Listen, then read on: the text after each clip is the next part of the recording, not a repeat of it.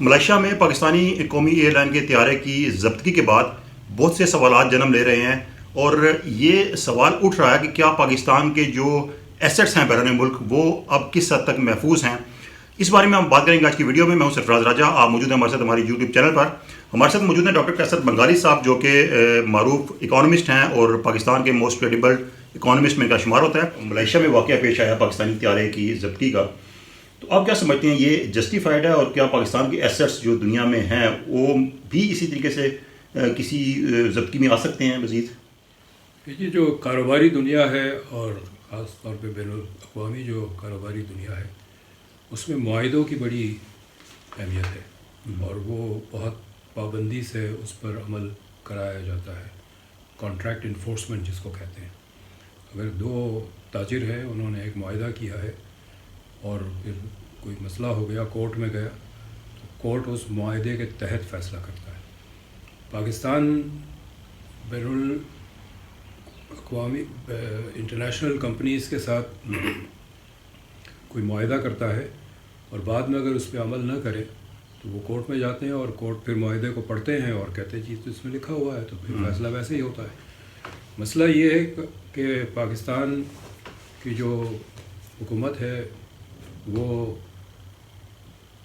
صحیح طور پہ معاہدے پڑھتے بھی نہیں ہیں، اور یہ میں پوری ذمہ داری سے کہہ رہا ہوں، کیونکہ میرا واسطہ رہا ہے حکومت میں کچھ، تو مجھے حیرت ہوتی تھی کہ یہ جب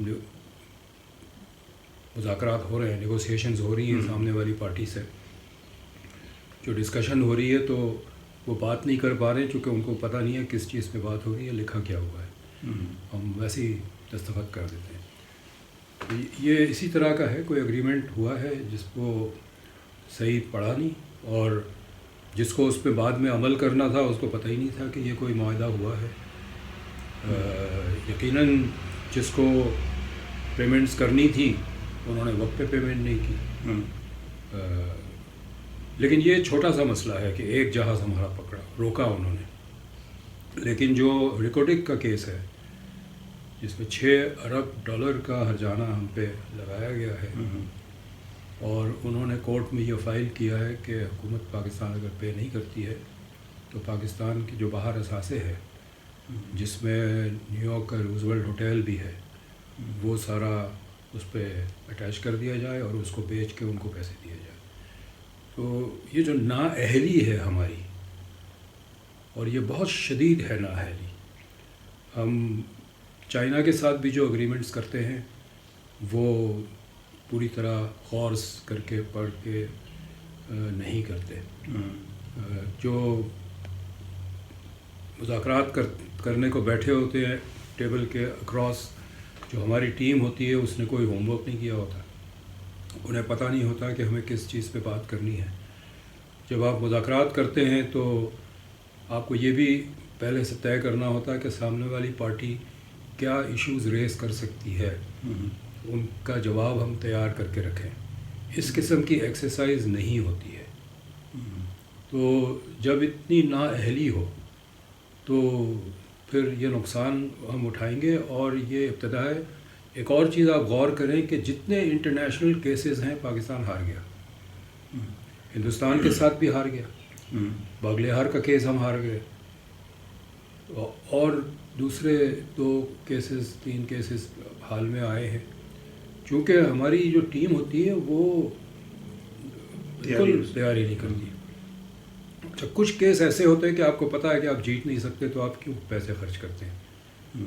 ریکارڈنگ کا کیس ہم کبھی جیت نہیں سکتے تھے، اور میں جب کوئٹہ میں تھا as economic adviser to chief minister سے، یہ میری بھی رائے تھی، اور وہاں جو اس وقت کے حکومت کے لوگ تھے ان کی بھی رائے تھی کہ یہ کیس ہم جیت نہیں سکتے ہیں۔ لیکن فیصلہ کیس کو لڑنے کا اور وہ کہیں اور ہو رہا تھا۔ اور ایک وجہ نااہلی کی یہ بھی ہے کہ ہماری فریکچرڈ گورنمنٹ ہے، یعنی آدھا فیصلہ کہیں اور ہوتا ہے اور آدھا فیصلہ کہیں اور ہوتا ہے۔ اچھا، ایک جگہ پر ڈیسیژن نہیں ہوتے، ایک جگہ پہ ڈیسیشن نہیں ہوتے۔ ہماری جو پولیٹیکل گورنمنٹ ہے ان کو پوری طرح اختیار نہیں ہے فیصلے کرنے کا. بہت سارے فیصلے ہو چکے ہوتے ہیں، پھر ان سے کہا جاتا ہے کہ عمل کرو اس پہ. ابھی آپ دیکھیں کہ یہ جو براڈ شیٹ کا کیس ہے یہ تو جنرل مشرف کے زمانے کا کیس ہے نا. بالکل. اور بعد میں شاید حکومتیں بھول گئی کہ کوئی اس طرح کا کوئی کیس ہے بھی. ریاست بالکل جب ایک منظم حکومت نہ ہو، ایک حکومت نہ ہو، یعنی وزیر اعظم اگر ہے تو وزیر اعظم کے مکمل اختیارات ہونے چاہیے. اگر وزیر اعظم کے آدھے اختیارات ہیں، آدھے اختیارات کسی اور کے پاس ہے، تو پھر حکومت چل نہیں سکتی ہے. تو جو آپ جیسے بتا رہے ہیں ریکارڈنگ کیس ہے، ایسے کون سے اور کیسز ہیں جس میں ہمارے ایسٹس باہر کے جو ہیں ولنریبل ہیں، جا سکتے ہیں، ضبط ہو سکتے ہیں؟